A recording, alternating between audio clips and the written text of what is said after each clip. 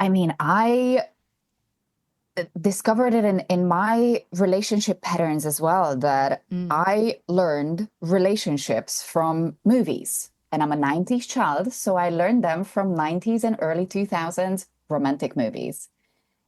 And they don't work, those relationship patterns, because I haven't seen that modeled. I haven't seen a good relationship around me. My parents were not close by any means. And I ran away to on-screen relationships as partly as escapism, but also partly to learn. Like I was learning how to be around other people by Mm. watching people on screen and watching these completely fabricated situations.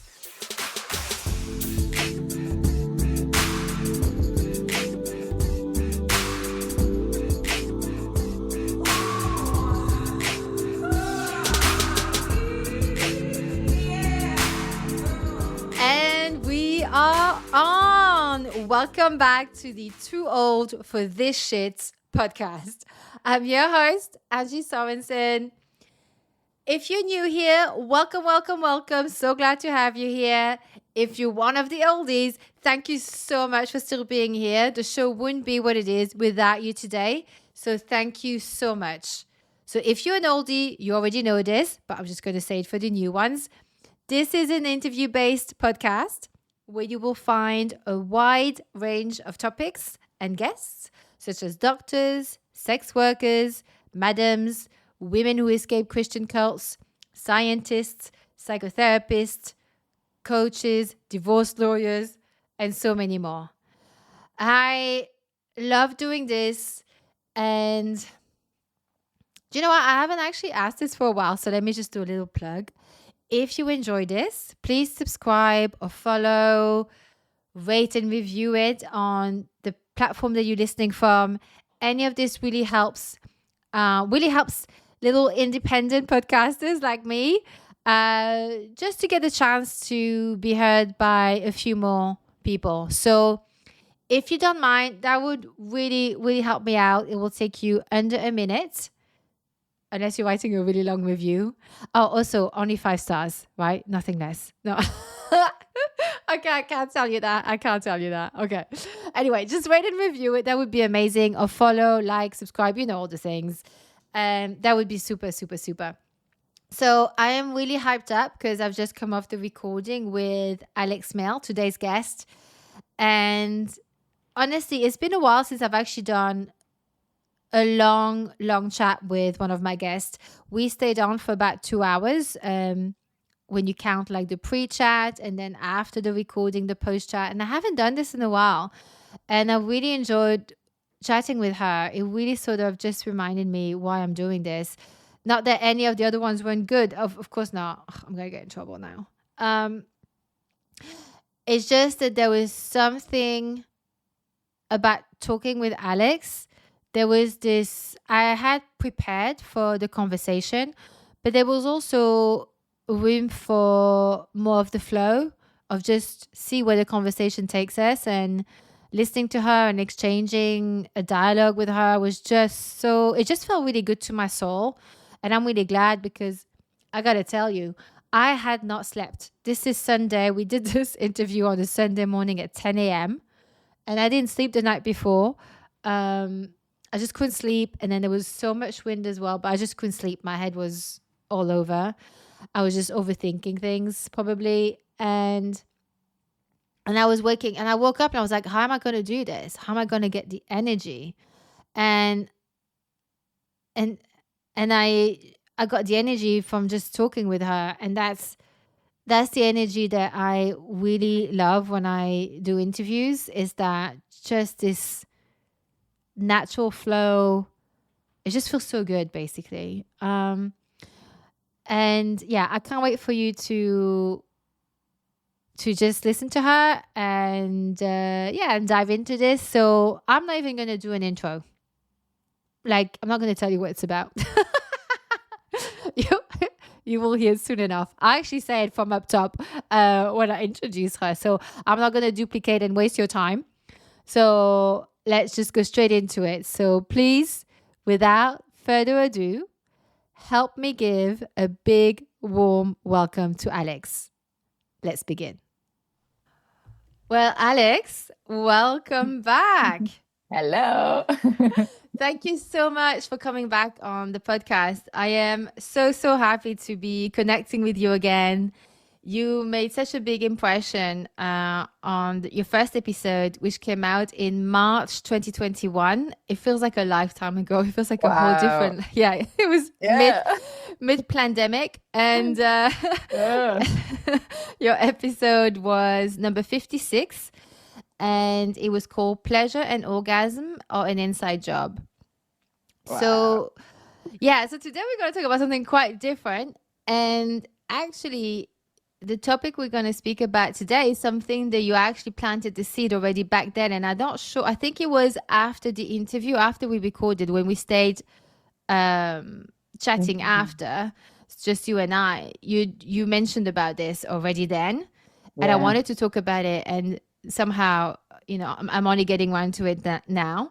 But I'm Yeah. glad that I am. So today, basically, in a world where we increasingly are stuck to screens, from anything from your mobile to the silver screen, we are going to talk about how the media, Hollywood, celebrity culture condition our behaviors and how we can exercise more discernment so not to be so controlled or influenced by it.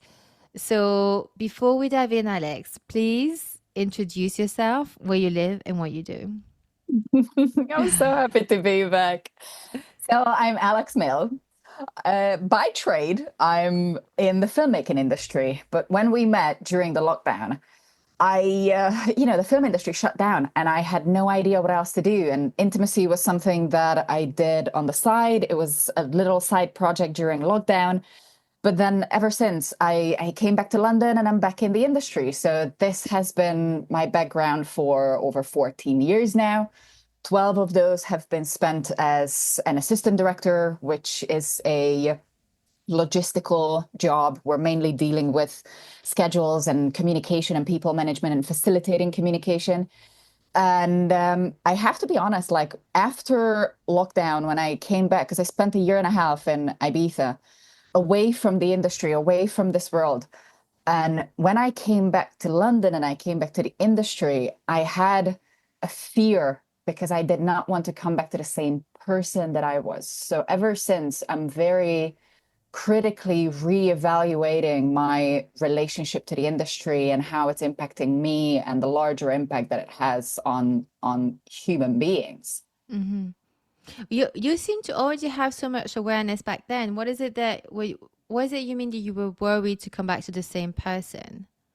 So the reason why I left London is because in 2019, I properly had a meltdown. Yeah. I just felt like that London is too much for me. The industry is too much for me. I was working way too long hours for practically not enough money Oh, because, honey, I hear you. Yes. oh, Sorry, I don't have the anyone to say weird, honey, but yeah, I'm like, I you hear know you what? right now.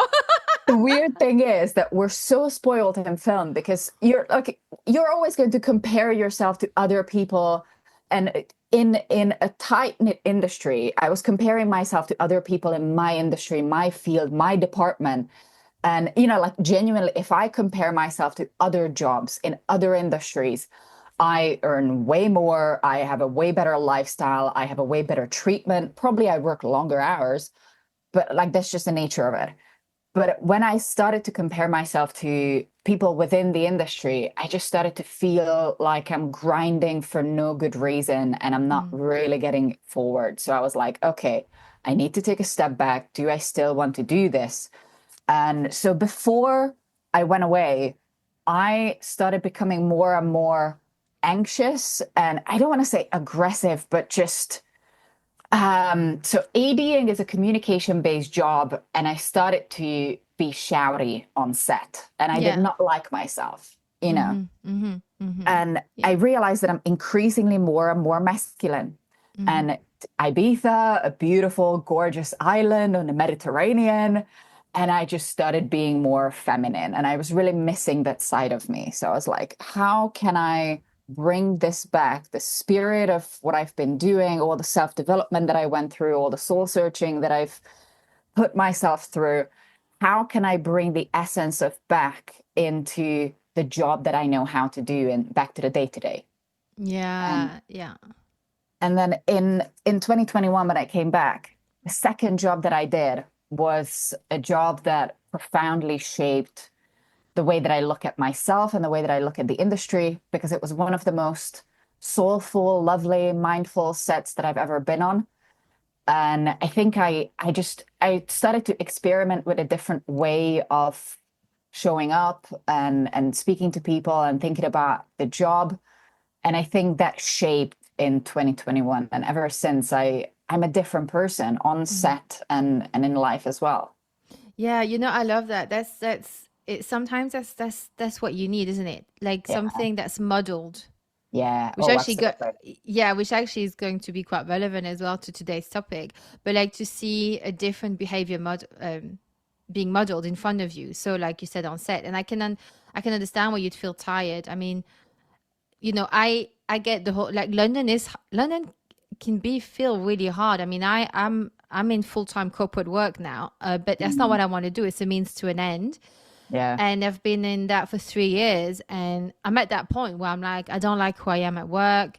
I mean, I'm not shouting or anything like that, but I mean, I would probably get fired, because it's corporate. Yeah. But but I would, I just don't like the moods I'm in. I just don't like. There's a lot of office politics, and there's all this like navigation of all these different rules, but it boils down to the fact that it's not. I mean, there's a whole other conversation, but I just that's not my. It's not really my. I'm not really home there. So, but I Yeah. think, and when you are on film sets, and I used to do that years and years ago. I used to be like the script supervisor, continuity person, and so you on the set with the cameraman and the director, and you're the ones on the set the longest, Yeah. because you you have to be there for the whole thing. And I remember it's really, really long hours. I mean, it's really long. I was really young as well, so I was fine. But I can understand why, when we grow up as well, like, those hours and the money is not necessarily good Exactly. if you get paid at all. So um I didn't get paid because I was a student then, but I think, yeah, I can understand. And it's like keeping, if you're an AD, you have to keep all the cats in one room, and they just keep wanting to Yeah. run away. I can imagine. So of course you start to lose it. Yeah. But I'm glad to hear that it's changed and you sort of have a different experience. But because obviously you work in film Mhm. and you're an assistant director, like how, before we get into today's topic about how it can really influence people to the worst, Mhm. how do you know that what you do, that is not what you, I mean, since you work in films, like who's to say it's not what you do? Yeah. As in, not what I do, as in Like, actually, do you want, let's influencing get, people. yeah, so actually let's get into the topic first, because Mm. it'll make more sense then. Okay. Um, so why do you think that Hollywood and celebrity culture influence and shape the beliefs and behaviors of the masses?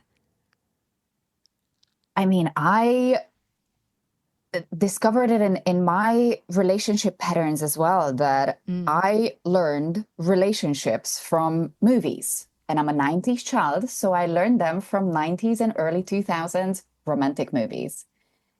And they don't work, those relationship patterns, because I haven't seen that modeled. I haven't seen a good relationship around me. My parents were not close by any means. And I ran away to on-screen relationships as partly as escapism, but also partly to learn. Like I was learning how to be around other people by mm, watching people on screen and watching these completely fabricated situations. So the idea that everything has to have a happy ending, or until it has a happy ending, it's not over yet, it's not ingrained in my muscle memory. So it's films hardly ever teach healthy conflict resolution or delayed gratification or a sense of not everything is going to go your way and the whole universe is not always conspiring to bring you the best possible outcome. It's the pipe dream of Hollywood because it makes for a good 90-minute to 2 hours movie. It's edited, it's compressed. Time is not realistic in movies. Mm-mm-mm. Yeah. So often, especially around relationships, we have this sense of the way stories are built is that you have to have a conflict. You start with a conflict. So, especially in romantic relationships, some people seek out conflict just because if there isn't a conflict, there cannot be that resolution, that cathartic feeling of, oh, coming back together or coming together Mm. after such a hurdle.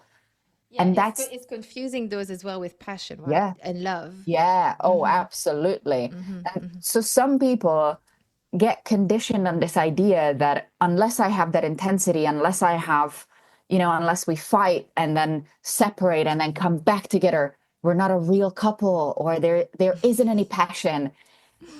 Yeah, yeah. No, And I hear that. I hear that that's completely. not how life works. This is Yeah, not real. yeah, yeah. It's like because I even had because I know we're gonna go into a bit more sort of like more like the alternative side of like the of what people think of Hollywood, Yeah.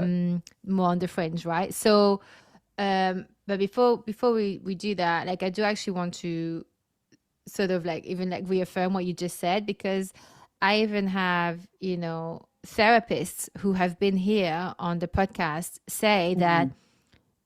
what is portrayed. I mean, maybe they told me after or on the podcast. It's hard to recall like when was the conversation happened, but I know I've had that definitely a couple of therapists say that the what is being portrayed in the Hollywood romantic movies is a toxic relationship. Yeah. And that was something I was told years ago. And now obviously you can see that a lot as well on, social media where therapists, they do like those short bites and they mention about that too.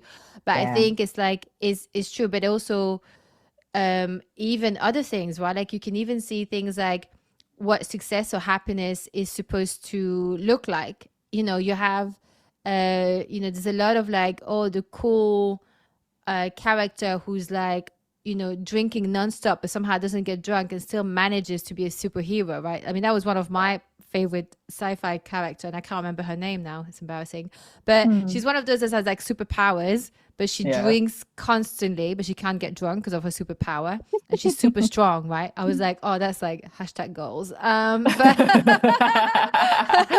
but I thought she was so cool. But there's a lot of these like I mean, even if you look at the celebrity culture, right? For example, the Kardashians. I Yeah. mean, this is like, and I don't even think that's something they consciously know themselves as individuals. Mm.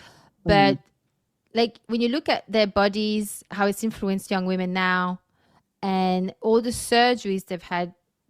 I mean, they're not the same people as they were, Yeah. naturally. But like quite extreme. They've had a lot of stuff done. Mm. First of all, it always makes me think that's so painful. That must be so physically painful, but also mentally. Like you just don't look at the same person after a while in the mirror. Yeah. And I feel like what the Kardashians think it has done is that they've become really, really rich on their bodies, the surgeries, the sex tape. And, you know, we've seen like all these like young women going like younger and younger going for all these like interventions, right?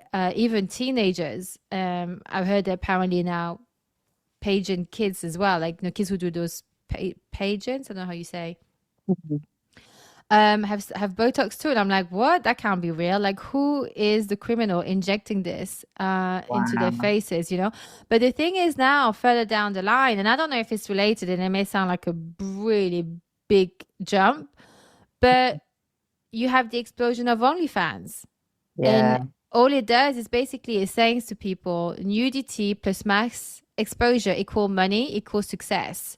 Yeah. But you have also now women who like after 3 years, after I saw this headline, I don't know, again, I haven't checked it, but this woman who apparently was like number one on OnlyFans, very pretty, made apparently 67 million or more. I don't know. It's like an insane amount of money after Wow. 3 years and decided to resign now. I mean, she retire, sorry. Yeah. Um, and look, again, like I also understand, like I also am of the opinion, like, girl, get yours. Like you may as well get paid. You may, I mean, it's very easy to judge or to look at it in a certain way because it's OnlyFans. But at the same time, you have like cohorts, um, of individuals who will do that for free, right? I Yeah. mean, I'm like, at least the OnlyFans girl is getting paid and doesn't have to have sex. Absolutely. And Yeah. it's not a straight comparison, or I'm not saying that it's better or worse, but it's like, there's a lot of hypocrisy, right? But I think in a way, this whole, you had, what's the one before Hilton? She exploded too based on a sex tape, right? Yeah. Um, and, I mean, I don't know what it must do to their psyches, because it's like a virtual rape, when people are watching your sex tape like that, Yeah. an intimate moment, right? But so, I mean, there's a lot of stuff I think that may not seem like a straight line, but I think down the road has had an impact, and I don't see how OnlyFans would have happened if we hadn't glorified everything else first. Yeah, absolutely. I Mm. mean, film has it's one of the only industries that is a complete amalgamation of other previous industries. It's not a straight line of development. So if you look at it developed from theater for the performance side. Theater actors, first of all, in the very beginning, it was only males who were allowed to be theater actors. So Mm. males were portraying female characters as well. Just imagine male on Yeah. male action. That was the whole world. So that was condoned for that. Then after a while when women were allowed to play roles as well, then whoever was for a very long time, whoever was a female actress was also considered a whore who's Yeah, yeah, I selling remember herself. this. Yeah, yeah, Yeah. yeah, yeah. Then film in the 20th century came up together with the advertising industry. So just the idea that you can sell through a story, the advertising and the film industry completely cross-pollinated each other. The advertising industry learned from storytelling techniques, and film learned from sales. Then Yes. the whole birth of the internet culture absolutely blew up the porn industry.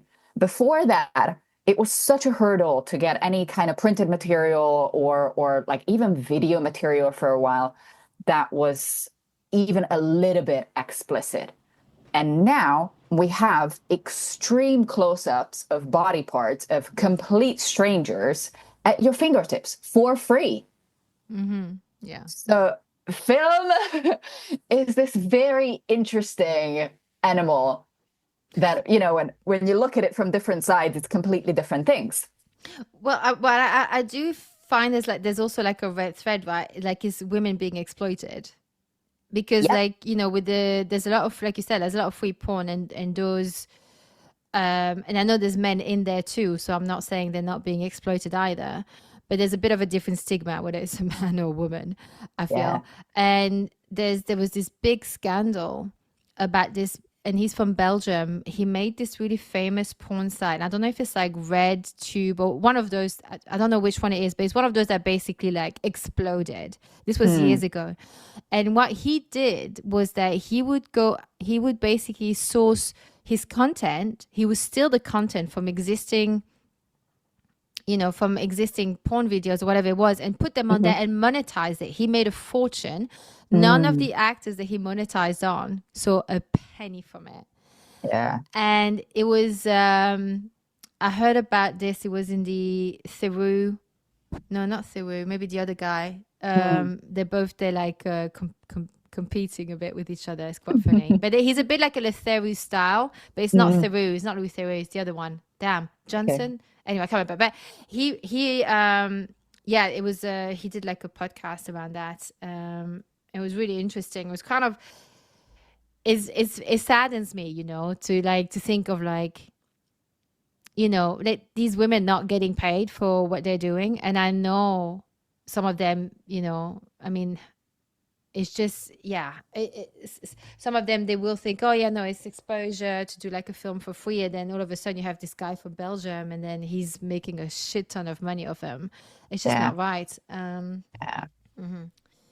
Yeah, that's the thing that when so women that's why there's the oldest oh what's the phrase, what's the expression, the oldest Oh, job in the profession. world. Yeah, the oldest profession. Yeah, Yes. because for a very long time that was women's only means of making money or getting power in society, that they exploited their own bodies because they were not offered any other opportunities in society. So we're still living down the legacy of that, Yes. where, if you're not educated, if you don't have a good family background, if you have no connections, if you live in a remote part of the world, but you have a camera and solid internet access, you can monetize your own body. Yeah. It's nothing's changed basically.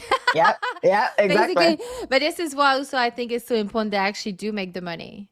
I know Yeah. this is funny. We're not going to be talking about porn, but now we're talking about porn actually. But it's just it is why like I think it's so important that it gets, that that they're allowed to earn money from it, that it's legal to earn money from it, that they're not getting arrested because they are actually making money. But if it's but the weirdest thing is that I think it was Jim Jeffries who said it. He Mm, said, how in the US, how like, there's a lot of puritanism right around sex. yeah. And but he said, but put a camera on it, all of a sudden it's legal, there's no issue.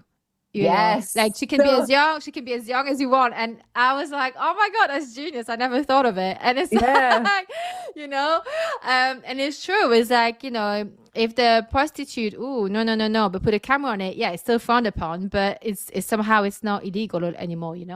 So it's very, very strange because obviously if there's a camera on, it's easy to maybe to tax the person because they can't exactly deny that they weren't doing it. Yeah. It's such a Hmm. synchronicity. I literally watched the Jim Jeffries bit like what, a week ago, and Oh, I did not know that in Australia it's legal to have brothels. And it's a lot safer. Women actually get paid for it. Everybody is safe because you have bodyguards who are making sure that the girls are safe. The yeah, girls are tested, so it's making sure that all the customers are safe. So yeah, once yeah. you legalize things and put regulations around it, it cuts down on sex trafficking and all sorts of diseases. It keeps them so much more safe. I mean, I had a madam on the show. She was episode Mm, 105 called Madam. She's called Madam Bella Cummins.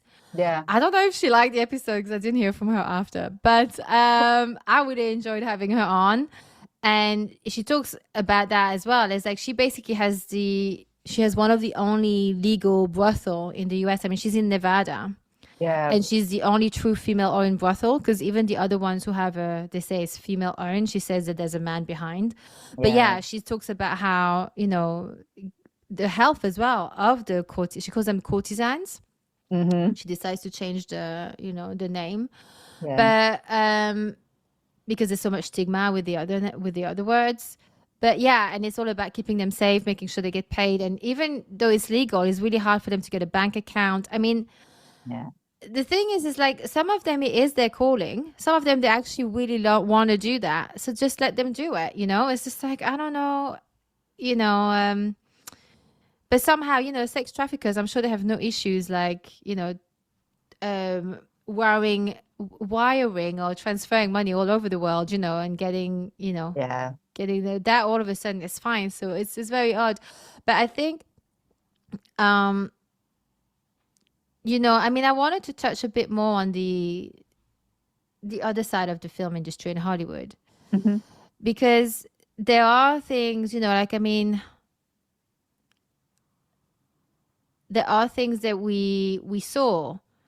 For example, I'm thinking of 2020, right? And then you had all kinds of movie beforehand, like Contagion, for example, Yeah. right? And it's funny, I never really sort of thought of these movies because I didn't really watch those movies much, or I wasn't so much into sci-fi and fantasy before the lockdown. Then I had tons of time in lockdown. I think it was around that time anyway that I got into sci-fi and stuff. But the thing is, I remember clearly that I was walking down. It was a Friday night. It was lockdown, so it was like completely quiet in an area where I live, which there is always movement. There's always people. It doesn't matter if it's a Sunday morning, Friday night, Monday morning. There's people. Like it's a busy place, and it was completely quiet. The only people I saw was like a group of like community officers. You know, they had a yellow vest on and stuff. Yeah. It was pitch dark, and I was on my way to Lidl to get my shop. Mhm. And then I saw at the bus stop this poster that said, you know, stay home, save lives, that kind of stuff. And I remember this is the first thought that came to my mind. I was like, I feel like I've seen this before. Like this feels so familiar. Mm, And then I realized, oh my God, that's like every movie's about doomsday. Like yeah. all this stuff. And I think not necessarily to stay on the 2021, but I think in general, you know, there are like theories out there, you know, about how basically Hollywood is there to prime us to find new situations acceptable. Whereas if there wasn't those movies before, we would maybe have been a little bit more. We wouldn't have been so complacent as a mass. Yeah. What do you I think mean, about that?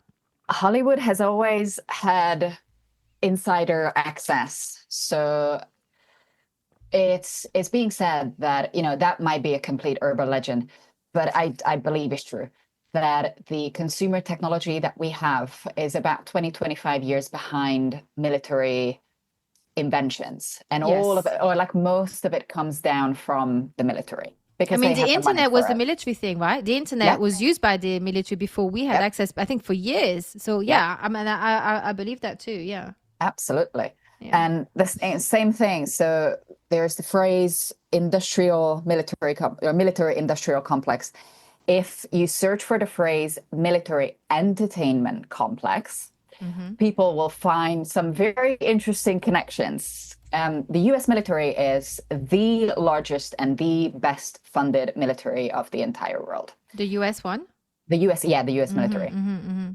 And they actively, so say Oh yeah, I see. Because I if just Googled it because you said it, and I could see the yeah. first thing that came up. If we're talking about a country like North Korea or China or, dare I say, World War II Germany, if we Mm-mm. think about the involvement of film and the film industry, the Western world would straight up say, this is outright propaganda. This is not okay. This is not, they are using film as a tool for brainwashing the masses. If we're looking at the US military's, or sorry, the US military's involvement in the film industry, every single movie where you see military equipment, whether that's a soldier, an army, whatever, a Navy SEAL, an Air Force pilot, any kind of guns, tanks, ships, those movies were sponsored by the military. And there is this symbiotic relationship between the military and Hollywood because most of the third acts in big superhero movies or big sci-fi movies have some kind of battle at the heart of it, at the center of it. That battle was funded by the US military. And it's all for, and of course, with that funding comes a sort of creative control. So they have to portray the military in a certain light. There were movies. I think it was definitely Independence Day, the movie Battleship, even with Captain America, one of the X-Men movies. They had on their official movie website, they had a link to direct military recruitment, whether that's Navy or Air Force or Really? Army. I did. Yep, No way. yep, What? yep. I'll have to check that. That's Yep. crazy. Yeah, absolutely. I think it was Battleship where I think when you typed in like Battleship the movie or something like that .com, that was straight up an army recruitment website. Sorry, that was probably Navy because it was ship. Yeah. Mm-mm. And it's all a a jazzy, glossy advertising form of propaganda. If it happens in a part of the world, in a side of the world that is thought about as totalitarian, then we would straight up say this is propaganda, this is not okay. If it's happening in a democratic country, we're just like, well, yeah, it's sponsorship, it's funding, it's still Mhm. propaganda. I mean, it's all about the lens you wear, right? So, because I Yeah. think, you know, um, I mean, military to us is military, right? So let's say if it's an ally country or an ally nation, we Hmm. we think of them as military. Yeah. And of course, let's say if all of a sudden a tsunami hit London, I'd want that military from wherever it's coming from to come and save us. I don't care where you're Yeah. from. I'm like, come and get us out. You know what I mean? Like all of a sudden, they're like the savior. Yeah. And and I think the individuals in the military don't they actually want to, I mean, maybe not all, but I know some people for sure are there because they want to help others. But I think some people do it because it's a means to an end. And some people do it because it's their passion. They really want to help. And I don't know about the rest, right? I don't know everybody. I don't know. I don't know. I do not know the military. But so the reason why I'm saying that is it's not an attack on the individual, but I think in terms of the, how do you call it, the institution, Yeah. is that, so we see them as military when it's an ally. But if they are from a nation that is known as to be an enemy state, then all of a sudden it's terrorist, right? Because those same groups, those two groups are the same. They're both having their weapons. They're both in their military gear. Some, better gear than others, but they're still the same. They're still out there bombing, shooting. They're doing the same action at the end of the day. They're Yeah. performing the same action. So if you are in an enemy state, but you are just, a young family trying to make your ends meet and you were born there, I mean, you have nothing to do with the person who is in charge that everybody else hates or seem to think is evil or is evil. I don't know. Yeah. But you're still the one who then see that military come to your village and, do all kinds of horrible things. That's not all of a sudden, that's not a savior. Yeah. That's a monster that you're looking at. Yeah.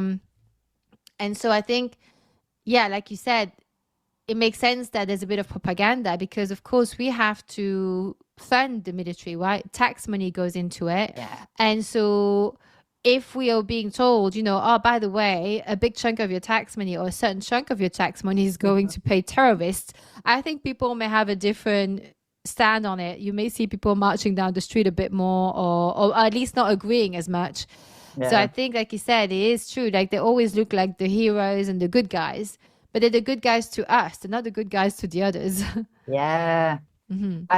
So next year I'm going to shoot a film that is loosely based on the impacts of the Vietnam War. So right now I'm watching a good 10-hour documentary on the Vietnam War. Oof, And that's intense. and it's Yeah, it's absolutely mind-blowing how, one country can just march over to another country and yeah, say that I'm occupying you from now on just because I have the guns and you don't. yeah, And the people of that country have literally no say over being plummeted and bombed. yeah, So it's yeah. it's a very one-sided argument based on, who's got the bigger guns. Yeah, and it's all hypocritical, right? Because we do it, but then when others do it, they're the worst people in the world. Yeah. I Yeah. mean, it's just that to me. That's why I'm like a little bit like just own up to it. Just say you're being a piece of shit and you're out there because you have resources that you want, or it's a geopolitical interesting area, and Yeah. that's why you're getting involved. But don't tell me that that person is evil when we've seen you do it over and over and over again. That's the bit that I find that's not palatable to me. Yeah, well, we talked about film coming from theater and everything. Advertise, well, so not advertising, media. Media is a bastard, like a bastard little child of advertising and filmmaking. And you would think that in a free country, the press is free, that's not the case, Oh, it's not the case at unfortunately. all. I mean, we know No. now you can't say anything and without Yeah. the fear of getting cancelled. Yeah. Yeah, exactly. And, the largest news channels are all controlled by the same people or the same company. How is Mm-mm. that free? How is that non-biased? Mm-mm. Mm-mm. Yeah. I mean, have you heard of Yuval Noah Harari? Yeah, yeah, I have. Right. I kind of what's actually his job title is yeah, he's a medieval historian. Israeli medieval Yeah, historian. That's yeah. his job title, right? But Okay. he's featured on the World Economic Forum. He's taken very seriously everywhere. But he said something Mhm. very interesting. And I actually wrote it down. I hope I wrote it down right. But he basically said, and I don't know when it was, but I don't think it's that long ago. He said humans are now hackable animals. It's on Yeah, CNN. I think you can see it. yeah. Humans are now hackable animals. It means to understand that human better than it knows itself. Before it was only possible on an individual level, like, a parent's, they will know you better until a certain age, right? After a certain age, you have a Yeah, mystery about you, right? But yeah. now it's on a massive scale. And he says, like, it's corporations, it's governments that know you better. And I think that's a little bit of that I want to sort of get into because now with the social media and now with all the algorithm, I mean, if I look at hair products, I've started to lose my hair again a little bit, and Mm. so I've started, obviously my search is showing that, and what I stop in my scroll is showing that. Oh my god, you would think that everyone is selling a program on how to not lose your hair. It's everywhere. Like Mm. they just keep feeding you the same stuff. But the thing is, it's just like um the thing is with the hackable humans, I find that really an interesting word that he used. And I mean, I don't like it because it's uncomfortable, but I think it's very true in a sense because we're very impressionable. Yeah. So, if you take the example of the news that we were just talking about, in the news, they are telling you this is real. They're showing Mm. you a scene, sorry, there you go. They're Mm. showing you footage of a war zone Yeah. and it's horrific. It'll give you nightmare or you'll make you start to cry. It's really like it really is horrific to watch Mhm. that. And then you go to a movie and you watch The Edge of Tomorrow, right? Which is like a war sci-fi type. Anyway, you'd watch like a war movie, for Yeah. example, and they tell you this is fake. It's a movie. They're all actors. Yeah. The feeling that you're getting is pretty much the same. Like it's like, oh my God, like, obviously, it's entertainment, so there's a bit of a levity around it. But the only difference between the two is that one is telling you it's news. The other one, you bought a ticket or you downloaded it online and it's telling you it's fake. Yeah. So I think to me, that, I don't know if that's what he meant, but I feel that's also a little bit of that hackable, impressionable, manipulative, a malleable human, right? That we are. And I think this is also why I really wanted to speak with you today because I really want to get some of, we're going to go into your insights into how we can actually have a bit more sovereignty, especially in this world that's moving so, so fast with Mhm. all the AI, the deep fake. And listen, I use AI, I use ChatGPT. So, Yeah. I Yeah. think last year I was like, oh my God, ChatGPT, no way. And now I'm like, yeah, I'm using it. So, the line keeps being pushed. But this is something else that Yuval Noah said, and then I want to hear your thoughts. But he said, so it's the same guy, Yuval Noah Harari. He says like authority is moving from us to government, corporate algorithms to decide almost everything about our lives. So he says if you apply for a loan, apply for a job, looking at what to study, who to marry, it's all decided by the algorithm, Mm. right? I mean, you look at the dating apps, like who are they putting in front of you? Yeah. Um, you know, uh, and it feels very much like a dystopian future in Yeah. movies, right? So I think that's where the priming comes in to Yeah. me, right? And then he said something actually that gave me chill down my spine. And this is from a very, person that's taken very seriously. Mm. He says, the government can actually, if so, he was talking about this biometric bracelet. I don't know if Mhm. you mentioned that some governments already use it around the world, but it will basically be a bracelet that can know how you feel. I mean, now we have this already with the heartbeat, right? It can tell you how fast your heartbeat is going, how well you're sleeping. Like there's a monitoring that you can actually have about Yeah. you in the world in some way, right? So he says, like, if there's a biometric bracelet that knows how you feel, this is going to move way beyond George Orwell's 1984. Mm. If in the future we have this kind of biometric bracelet, let's say if you have like a dictatorship and you cannot say anything bad about the leader, and there is a speech that everyone has to tune in on their little screen Mm. to listen to, you may be smiling and clapping, but the bracelet knows you're angry. Yeah. See, that's where, I mean, that's where it gets a bit chilly. And that's Yuval Noah Harari who said that. How do you feel about that? Uh, so there was a documentary that went famous called The Social Dilemma, which, Oh my God, I love it. Yes.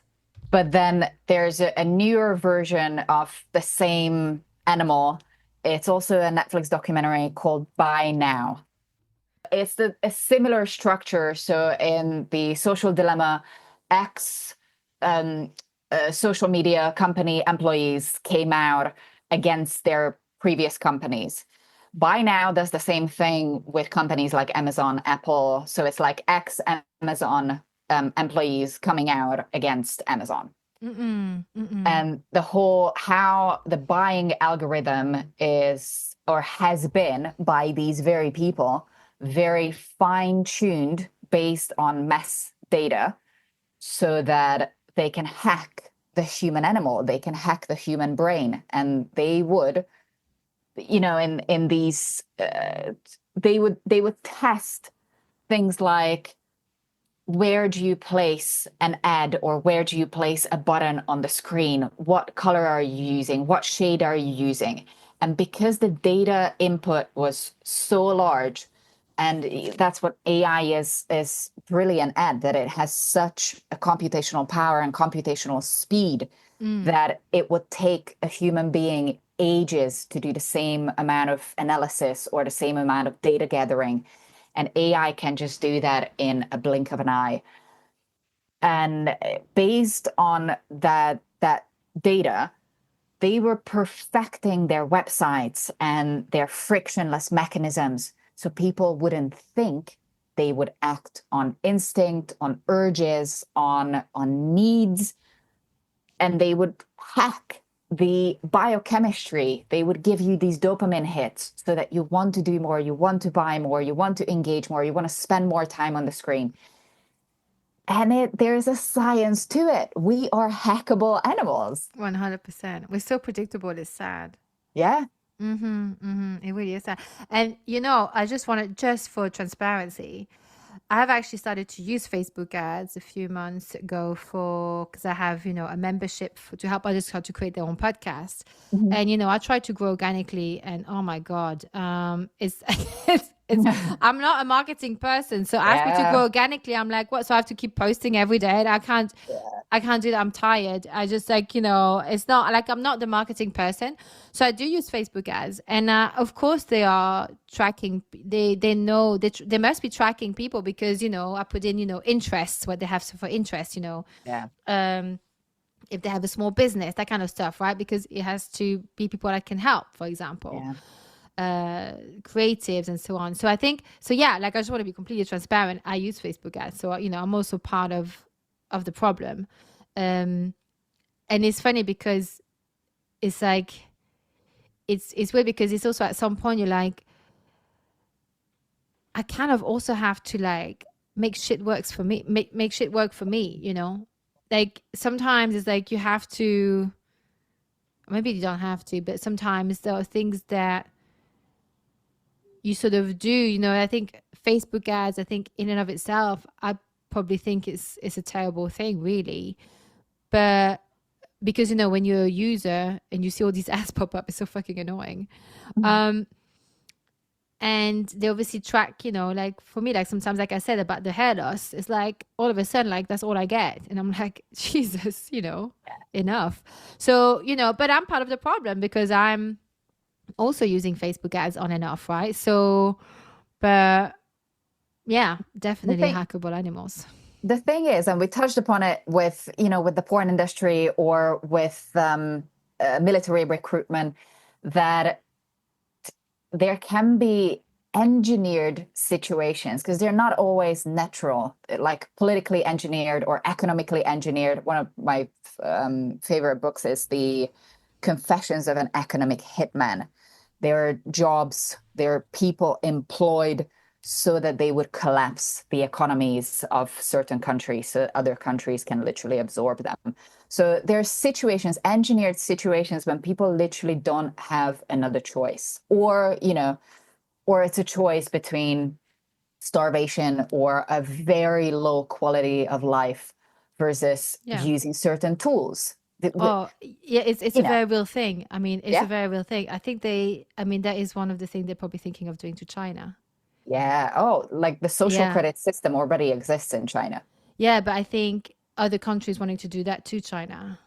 Oh, I see. Yeah, Yeah, yeah, because I mean, it's such a powerful economy and yeah, we buy everything from them.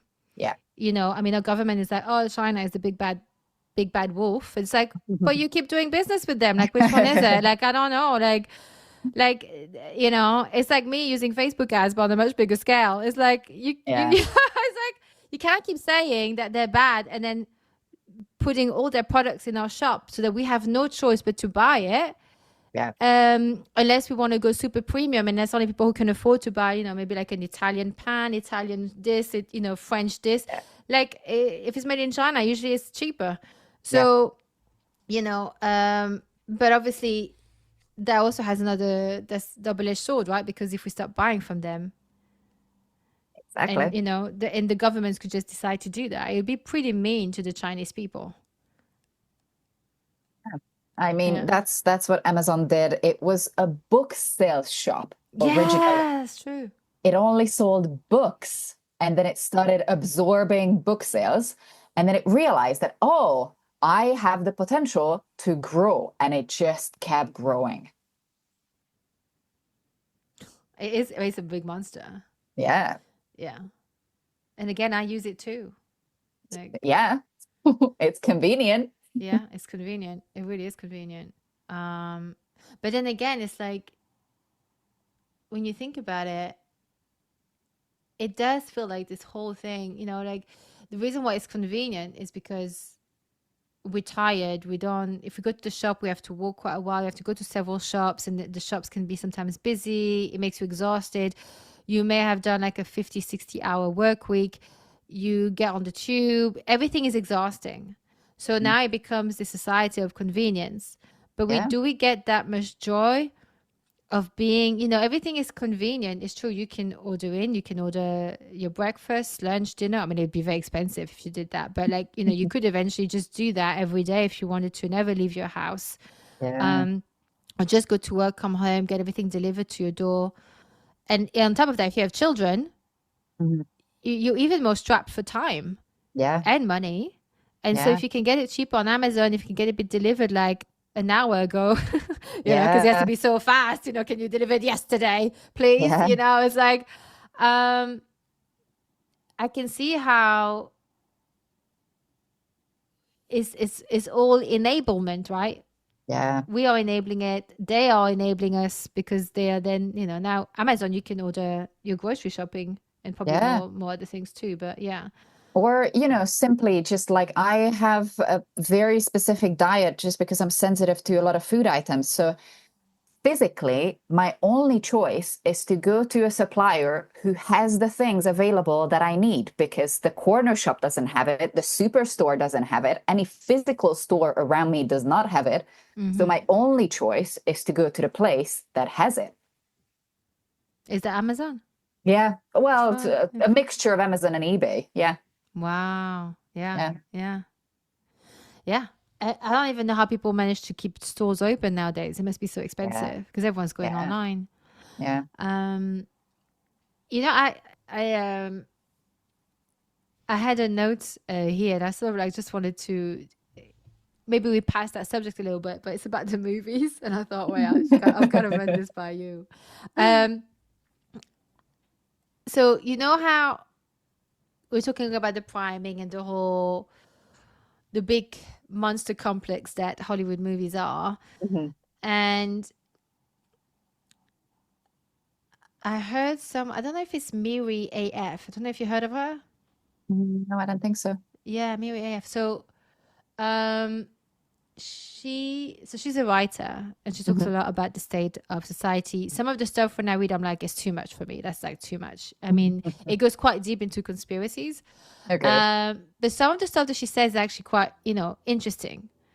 And it's always interesting to hear how, someone like the way someone else is thinking of things Yeah. differently to me. And then some stuff that I find useful I keep, and the others I don't. But so I don't know if it's her. I've got a feeling it may have been from her. I think it's from her. But you know how with the movies, right? So so I love alien movies. I mean, extra, not the alien movie, not aliens. I mean, I watched it when I was a Yeah. kid. It was terrifying. But I'm talking Yeah. about like when there's like An alien invasions, invasion. Asia, and Yeah. there's that. Like I'm like, or even like things like Paul. If you've seen Paul, it's a comedy one. Yeah, I have. And they talk about the Yeah. CIA being behind and stuff, right? So, Yeah. but yeah, so when that could also be one way of keeping us um, malleable in a way. So, for example, this is what she said: like, if something is depicted in movies, like aliens, for example, right? So it Mhm. could be aliens or poisoning through our water or anything like that, right? That seems to be on the fringe, like crazy talk. But it's depicted in the movies. It's entertainment. We enjoy watching it. Mhm. It's a good way. It's like hiding in plain sight. It's a Yeah. good way to then, if someone say, "Do you know what? I saw something really weird the other day. Like I'm sure it was a gray, or like it was something up in the sky." It's easy for other people to dismiss them and say, "You watch too many movies." Mm. Yeah.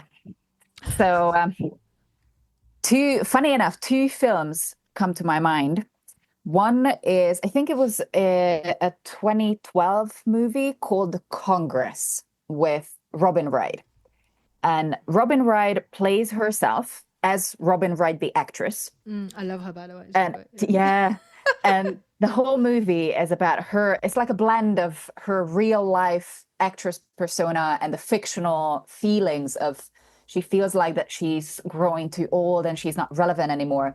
So there's a Mm-hmm. company who buys her image and then they can use her image the way they want to. The first half of the film is genius. The second half of the film is not that much, but the idea of an actress's image can be bought and then digitally or virtually recreated is now a reality. Oh, 100%. Yeah. That's what we were striking about last year. Mm-hmm. That's Yeah. what stopped the whole industry, and it was back Yes. in a 2012 movie. And Yes. now it's a reality. Like Contagion. Oh, absolutely. Mm-hmm. Yeah. And my new latest fear when I saw that, I'm like, we are heading to a society that I'm not sure that I want to participate in anymore.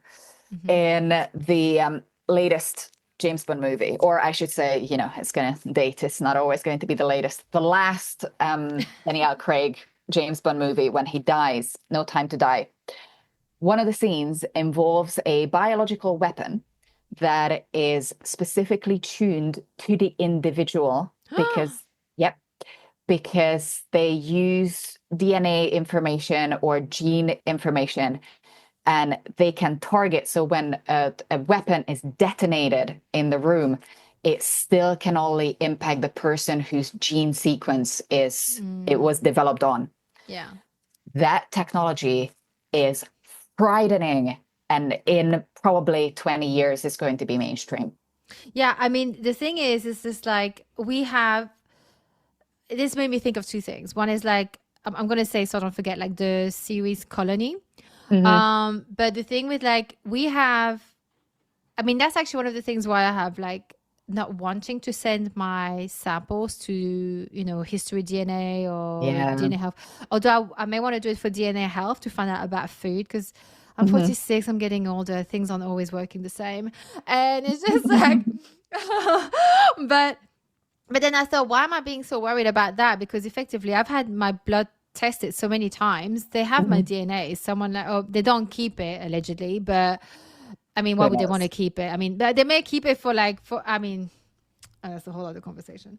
But I mean, I'm not saying my blood is special. I'm just saying like they have the ability to actually sequence wherever they need if they wanted to, right? Yeah. Whether they have time or the money is completely different, because that's a whole other topic. But um, so anyway, what I was saying is that basically for years now, people have given their DNA, well, they've given their sample for DNA sequencing, not to the full, because full DNA sequencing, like doing your whole genome, that's a Yeah. massive deal, and it will cost a lot of money and time. Like, it's not, if you send it to like who's my granddad, or have I got lost siblings, or cousins, it's not the same, but you still Yeah. your DNA. And then there's different types of DNA testing you can do, but basically, when you think about the mixture of, we've given our samples for DNA sequencing to a small level, obviously, Hmm. but you have that. Then you have all our digital information. Our money is all digital. You have all our social media. The algorithm know so much about you, like, which was said already in the Social Dilemma years and years ago. Yeah. There is so much information, and this makes me think of this. There's a scene in this series called Colony. It's on Netflix. If you haven't watched it, No. I highly recommend. Oh my god, Okay. I watched this in the lockdowns, and I was like, oh my god, that's like people now. I was just like, because it depicts like, you have the resistance and you have the collaborators, right? A Mhm. bit like, the World War II movies, right? You have the collaborators and the resistance. And anyway, so it's a bit like that, but it's all about an outside. The setting is all about this extraterrestrial invasion, but you don't see them. Mhm. But you see their drones, and you see the technology. There's definitely Mm. something going on, and you have basically zero rights, and you're being watched all the time. It's just awful, awful, awful. But there's a Yeah. scene in this series which is chilling. It's a guy who tries to be a whistleblower. He Mhm. doesn't try. He's a whistleblower, and this is way before the invasion. So you know how they go like back in time in movies like Pulp Fiction. Yeah. So they go back in time, and there's this guy who's like trying to spread the word out, saying we have all our information up in the cloud ready to be used. And he says like there are things going on, like he sees there's things going on that's like off in government and whatnot. And he's like, Mm. there's shit happening, basically, like shit's gonna hit the fan. Like no one, like, he loses his wife, his job, like no one's interested, right? He's like a pariah. Yeah. And obviously, da na na, what happens? We have this invasion, and the way they know so much about everybody is because they've basically hacked the cloud as Mhm. well. So, oh yeah, sorry, did I? I may have. I'm actually not divulging too much. There's still so much, like, that doesn't actually depict what the story is about. By the way, even me Okay. saying this, that does not actually divulge why they're there, what's going on, any of that. That doesn't divulge any of that. Mhm. But basically, the fact that he says that, this is an old series now. Let me see, Colony, Netflix. Let me just Google that. What year it was? 2016. Mhm. 2016 to 2018. So even, let's say, if he said that in 2018, right? Still a few years back. And I'm Yeah. just like, oh my God, it's so true. Like, everything is up there for anyone. It doesn't even have to be, an outside civilization. If anyone has like a really good hack and just want like to control another country, I Yeah. mean, that's a very good way to go in. There's Yeah. so much information. Yeah. I remember it was definitely in high school, so it was something around 2009 or something. Mm. Back then, YouTube was completely free and completely ad-free. And I remember listening to, I wanted to say a podcast, but back then podcasts weren't even a thing. It was probably something like an audiobook. I remember listening to a guy saying that just watch, just wait. YouTube is free now, but the amount of information that they're gathering now, when they start to monetize it, it will go ballistic. And that's exactly what happened. So Yeah. the same thing as with, and I remember another thing. That was around 2006, no, 2016, 2017, something like that. A friend of mine was working in SEO, search engine optimization, and she was mentioning that these games where you upload your picture and it gets distorted, or you can put yourself as a character into a movie or something, or when you draw something, or when you use your handwriting but it's all digital. Hmm. Those games, or the quizzes, the which Disney princess you are, or which Harry Potter house you belong to. Oh, yeah. Or what kind Those, of witch you are. I get yeah, those ads yes, because those clearly. those games Yeah. were used as a training tool for early AI. Oh, wait, yes. Yeah. Scott Saraboff was on this podcast, I think it was last year, and he talked Mm. about even worse than that. Mm. The catcher, the Yeah. security thing says, Yes. tell us what's the bridge, what's the Yes. bike. That's basically training AI. We Yeah. basically were free fucking Yes. workers doing that. That was to train the Yeah. AI. Yeah.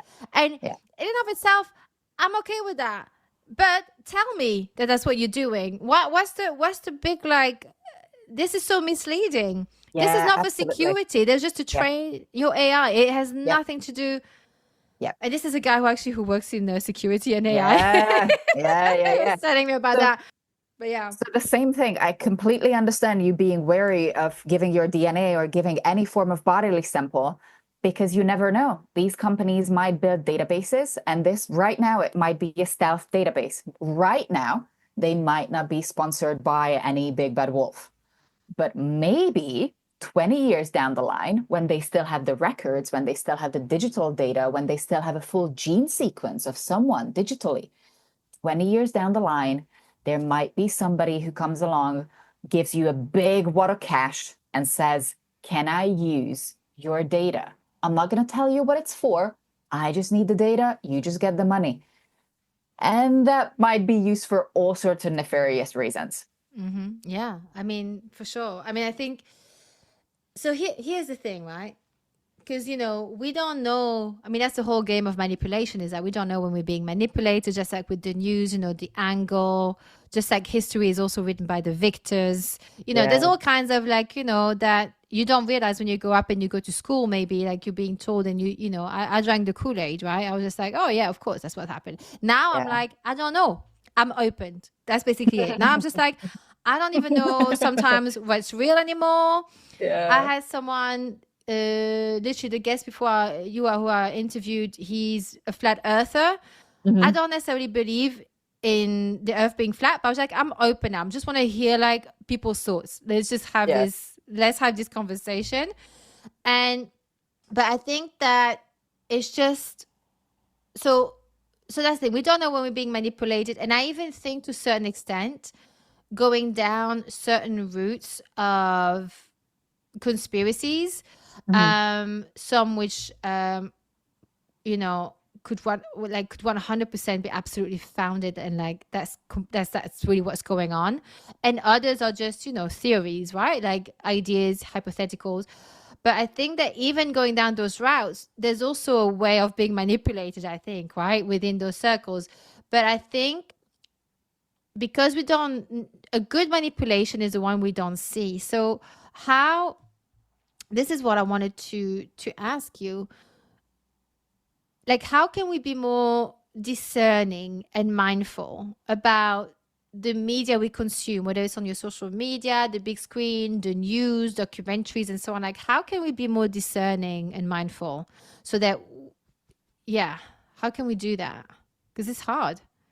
Funny thing is, what helped me both professionally and personally is to step away from the industry. And it's the same thing. It's do a digital detox, or for the very reason to build real life relationships. Because Mm-hmm. what we do nowadays very often is build extremely superficial relationships that are modeling relationships that we've seen on screen or in media or in advertising. And by spending time with a real person, real people, being in a community, being in a relationship, going through the day to day without much media consumption, something starts to change when internally there is a sense, well, unless we are psychopaths and sociopaths, there is a sense of right and wrong. There is a sense of justice in all of us. There's a sense of what's okay to do, what's not okay to do, what feels good and what doesn't feel good. And that soul searching, that self searching really helped me. And it was a long journey because I had a lot of conditioning around, especially relationships. When internally we start to clarify what are our values, what's important for us in life, what do we stand for, what are we willing to stand by even publicly, then we start to develop a sense of agency and power. And it's less and less easy to manipulate us once we know who we are. So I believe it all starts with understanding who is this human body who's carrying my consciousness, and how can I relate to other people in a way that feels right to me, not something that I learned from others, something that I developed based on my own personal experience. But I think to be able to get back to ourselves and just know when it's your intuition, your voice, your emotions versus other people's, stress that you've absorbed from someone else, or um, something in the consciousness in, around you, society that you picking up on, or, it's like knowing what's the difference. And I think once you and it's not easy to do, but it's like, and I'm work in progress as well, but it's just like finding out who I am, what I stand for, Mhm. when I know when something doesn't feel right Yeah. versus when I'm just picking up something from the external too, right? And it's like when you watch the news or the media, you could absorb things too, right? I mean, I absorb things. That's why I don't watch the news. I absorb Mhm. too much. I'm like, I can't watch all these war zones. It just really like, Yeah. and children and the hospitals, and it's too much. I can't. Like, literally, I wouldn't be able to function. Yeah. Um, yeah. Don't know what do you think about that? The thing with picking up feelings is that this is where there's a very fine line between woo-woo and science, because science is playing catch up with a whole side of the human existence that we're just starting to understand scientifically. And myth or storytelling or folklore was talking about these things in metaphorical ways for ages. So we are bioelectric beings. Our brain and our heart emits electric signals, electromagnetic signals. And we talked about measuring biometrics. The body reacts physically, chemically, biologically to feelings and emotions. There's a very fine line between a feeling and a physiological reaction. You cannot tell whether you have a feeling because you're having a biological reaction, or whether you're having a biological reaction because you're having a feeling. We talked about this even with, video games or watching um, a fictional war story. Mm, The body doesn't know the difference. The mm-mm. body doesn't know that this is we don't have to be afraid. It's the mind telling the body that this is fictional, this is okay, you're safe, you're sitting in a chair, you're at home, this is, you're not in the war zone. But the body can be scared. That's what horror movies are about. That's what Yeah. jump scares are about. The body Yeah. reacts. Yeah. Nevertheless, you still Mm-mm. feel fear, you still feel excitement, you still feel elation and love just by watching other people feeling those things, or music or lighting or setting exploiting those feelings. And scientifically, we're just starting to understand how perceptive the human being is. So even with, people being sensitive to screens and sitting in front of a screen for the whole day, we are sitting in front of and engaging with a sorry, not bio. Wouldn't it be nice? At some point it's going to be bio. A an electromagnetic Mm-hmm. machine. Yeah. Our electromagnetic body is interacting with another electromagnetic creature, being. We are going to exchange information and energy. And if that technological creature is not tuned to the natural biorhythms of the human body, then it might feel like we are drained. It might feel like that our eyes are tired, because literally the light signal and the electromagnetic signal that's coming from screens is not beneficial to the human body. So we are in conflict. We're in a biological conflict all day for most of the day. Mm-mm. Mm-hmm. Yeah. I mean, yeah. I mean, that's what they have those EMF Yeah. protection thing, right? They sell like to try and block some of those EMF that you get from laptop and everything like that, your mobiles. Some people believe in it, some don't. Um, but yeah, I mean, I have a pendant, which is really old. I don't even know if it works anymore. But for Mm. when I work at the laptop, um, yeah, because I think it's draining. Yeah. It's not the same as when you're outside, where it's, and you're Yeah. energized. You Yeah. are the electricity of the earth energizes you. Yeah. Whereas like the laptop is not the same. You may feel Yeah. entertainment and you get things done. You could earn money through it. It's all great, but you need to balance it out. Um, so actually, um, this is now, and this is probably a good time to circle back Mhm. to the beginning, where you work in films, Mhm. right? So how do you know that you're not contributing to all the Mhm. stuff we were talking about? See, so this is a huge, it's my dilemma. It's, I don't know, it's the film dilemma. This is my moral quandary, that I disagree with most of the stuff that I'm doing all throughout the day. And it, for me, it all comes down to human relationships, that I can still enjoy the people around me. I can still enjoy sometimes even the project that I'm making. Some scripts are not great, but some scripts are quite okay. But there are many things regarding the larger industry, the way things are run, the way our days are structured, sometimes the message that we put out, sometimes the characters that we put out. I very frequently disagree with it, as me, as my human being, as my moral compass. And I realized maybe it's my conditioning, maybe it's a position that I was put in, maybe I'm just cornered. But I realized that I don't want to work in any other industry. This is the industry that I want to stay in for as long as I can. It's a fun industry because it's always Yeah, like there's always projects. It's like you meet new yeah, people, new projects. I mean, yeah, it's a fun industry to be in. It's interesting, right? Mm. yeah. And there's so much potential in it, and it really resonates with me for so many reasons. But so if I'm in an industry that I don't like, don't enjoy, what are my choices? Well, I could do nothing, stay at cruising altitude, still keep doing the same thing that I'm doing, and not enjoy my job for the rest of my life. And a lot of people actually do that. A lot of people suck it up, and this is just the way things are, and I'm not powerful enough. Or I will have to put myself in a powerful position where I actually have the ability to change things. Mm-hmm, mm-hmm. Yeah. And that's my choice now. Yeah.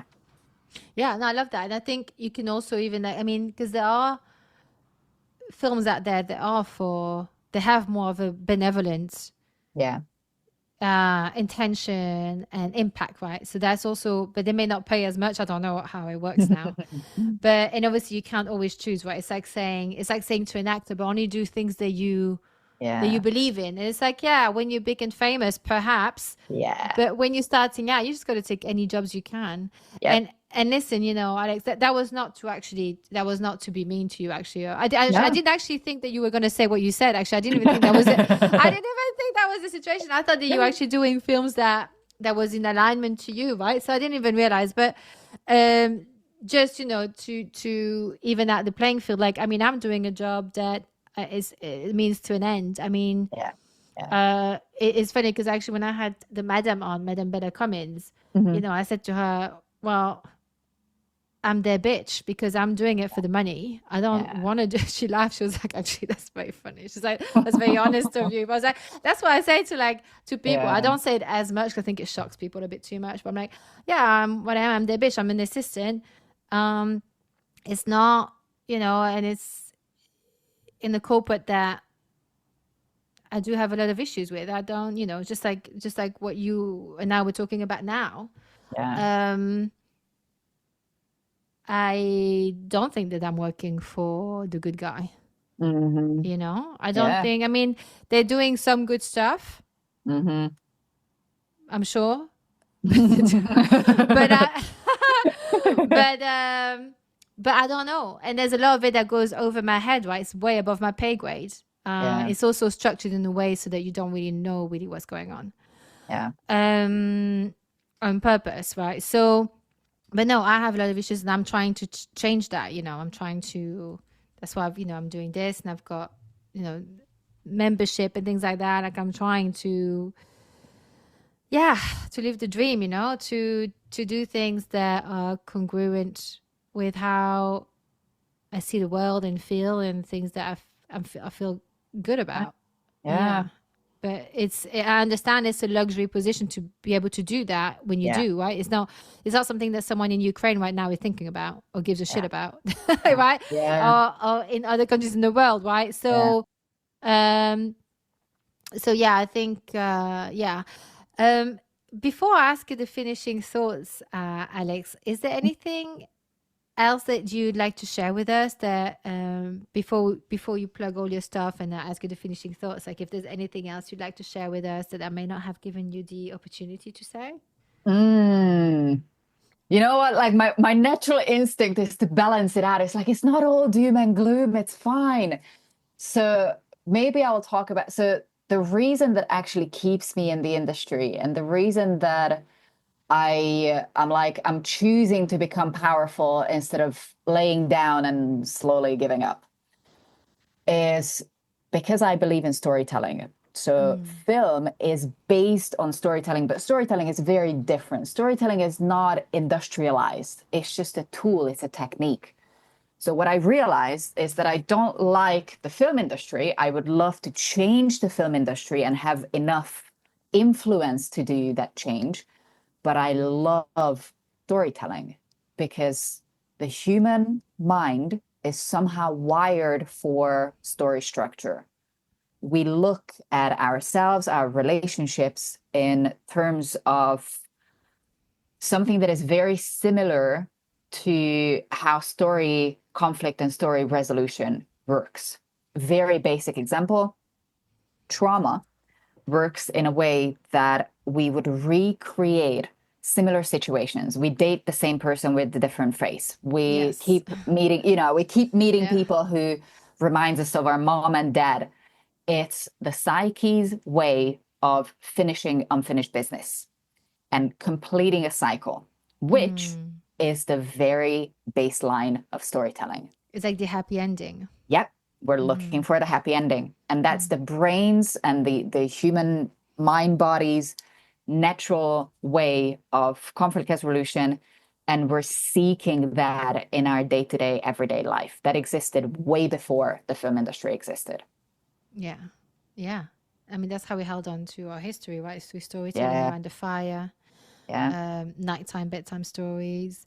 But yeah, I think you're right. I think you can only make a change from within too, right? So I mean, yeah. I think film has so much good potential, and there are a lot of movies who, I said a lot. There was actually, I had a database from this yoga school I went to, Mhm. Agama, which is obviously now completely controversial, but they had this film library online. Someone had this website, If I find it, I'll send it to you. I was thinking about it the other day 'cause I was like, where can I find something that doesn't make me, feel weird or, because a lot of the stuff is just, and I watch a lot of things. I've watched, and especially in the past, I've watched a lot of stuff. And I think I'm watching less now, but I'm trying to also, yeah, the same thing I realize I just, things are just, yeah, it's almost like my body sort of like reacts. It's like, no. Well, my brain is like, no, I can't. Yeah. Can't sit. Yeah. It's just not doing that. I'm going to bed early. But yeah, there are a lot of things that are good,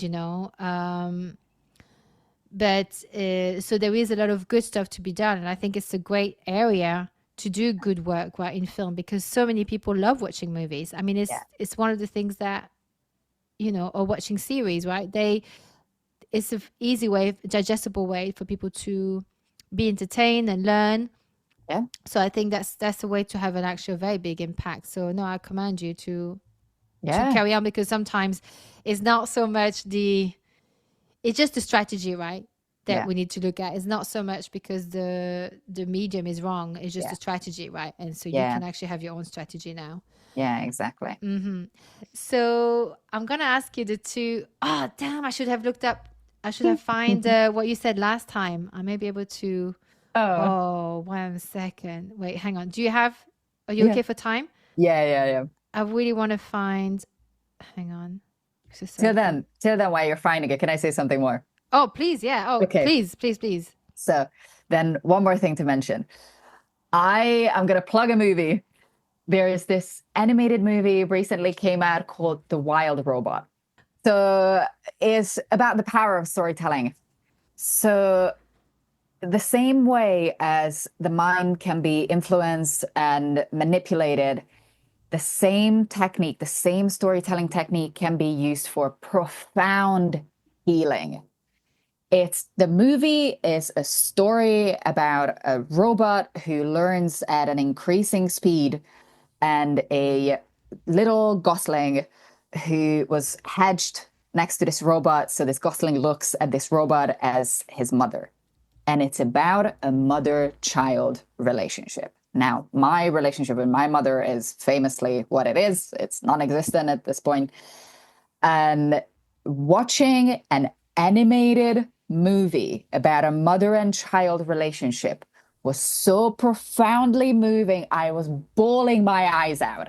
Yeah. In a good way. It was healing, it was restoring. I was able to see a relationship that I never had. So it was like I very often feel like I'm a broken person, or that I have missing bits and pieces. And my life's journey is all about finding the little puzzle pieces. That's what I'm on. I'm on a constant quest of, I lost my shit. I'm losing my bits. Where are my bits? And I'm just going around looking for my missing bits and pieces. Those feelings that I was missing, the attention that I never got, or, just the relationships that I never had. And a movie can give that transformative experience to people. So that's the reason that keeps me in this industry, is because the same way as we have infinite power to do bad, we also have the infinite power to do good. What life lesson do you wish you'd learned sooner? Oh, I have to think about this.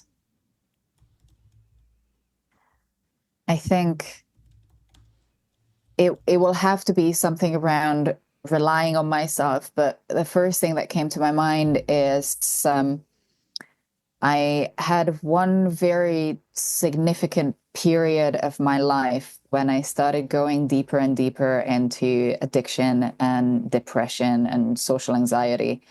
And there was a moment when it just viscerally clicked in that nobody is here to save Nobody is here to save me. you or to say? My life is Yeah. my life. Yeah. Save me. My life is my life. I have to take the ownership. If I'm not happy in my life, genuinely, I'm the only one who can effectively do something about it. There's a lot to say about community and other people and being resourceful and having help. All of us, we're social creatures. All of us need that kind of nutrition that we cannot give to ourselves.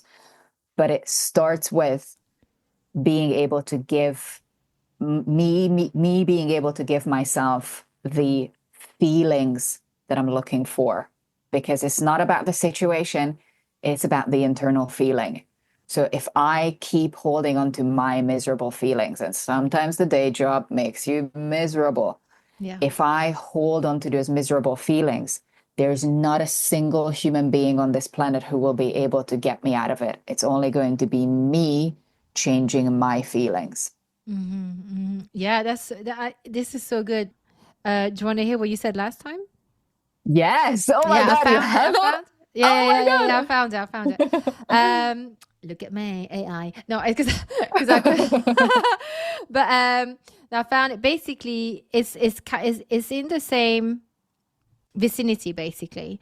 Okay. But to let me just see here about emotional neediness. Mm, You said that you had.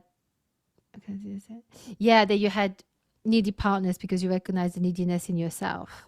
yeah. Um, and you mentioned about, so I think this is in the same way as that, actually, you finding your own happiness, you finding your own, like, filling yourself up, basically, right? Mhm. Not needing it to come from an external source. And of course, it's always nice when someone says how gorgeous we are, but Yeah. and how amazing we are.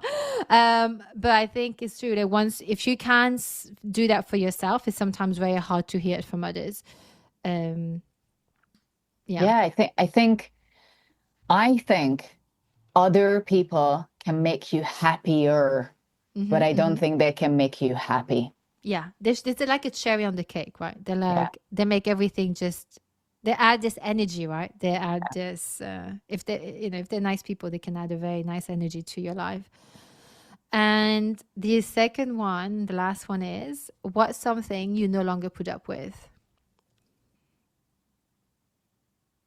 So I'll circle back around to work.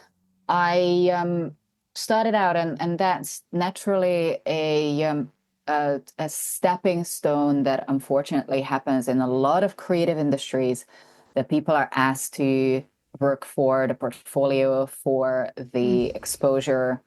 Mm-hmm. And look, I understand and appreciate when people don't have the money. And I'm not saying I never work for free, but I only do that to friends. I only do that with people that I like, because it's something that I'm doing as an act of kindness, as an act of friendship.